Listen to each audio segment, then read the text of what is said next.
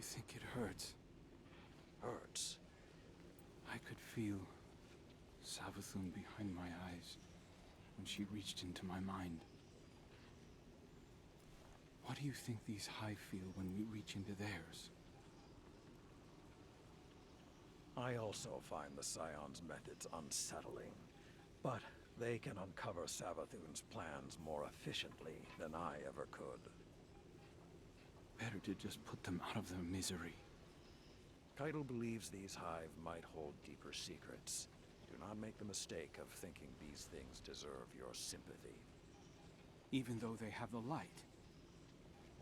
Maybe you were the wrong person to put on this assignment. They may be our enemies, but this feels like a new low for the Vanguard. For Zavala. Watch your mouth.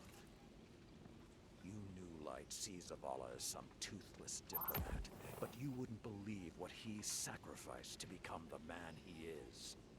Someone who will make the hard choice, and make sure his people understand why. Then I can't wait to hear the speech about all this. You want a speech?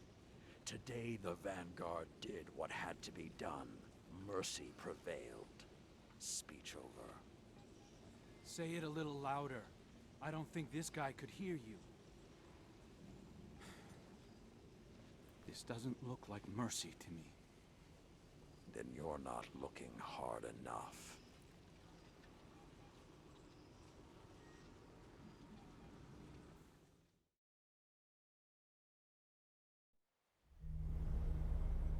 Long ago, even before there was a last city, I was deep on patrol in the old forest when a local villager sought me out. They asked me to catch a thief. I told them the Iron Lords were no mercenaries, but I saw their pride as well as their poverty. When they offered me a loaf of black bread instead of coin, I agreed. Just before sunrise, I caught my thief. A young girl, stealing what she could carry.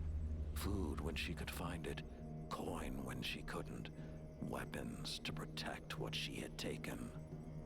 There was no fear in her eyes. She said the bandits in the forest ordered her to steal in exchange for protection. The penalty for theft in those times was death. Instead, I pulled the crest from around my neck and pressed it into her hands. I told her the wolves would protect her. In a settlement rich with stolen supplies, I found the bandits and cut them down. 38 lives to spare one. And for a time, I believed that was mercy. Many winters passed before I found myself back in that part of the old forest. This time, no one sought me out. So I sought them instead. Wind blew through rotted wood and rusted metal where the village once stood. And behind it, graves. Then piled stones, then bare mounds of earth, and then a pit. My blood was high. I tore through the forest, hunting for those responsible. Finally, in a settlement rich with stolen supplies, I found her.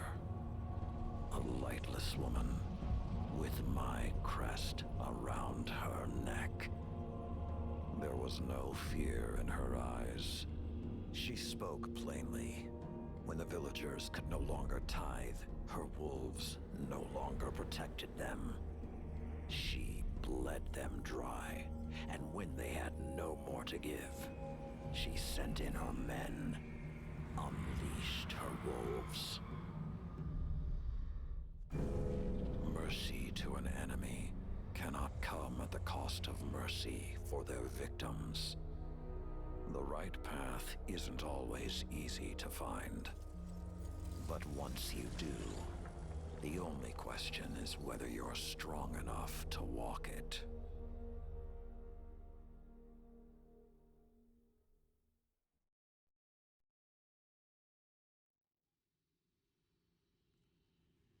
Consider that the next time you feel pity for our enemies.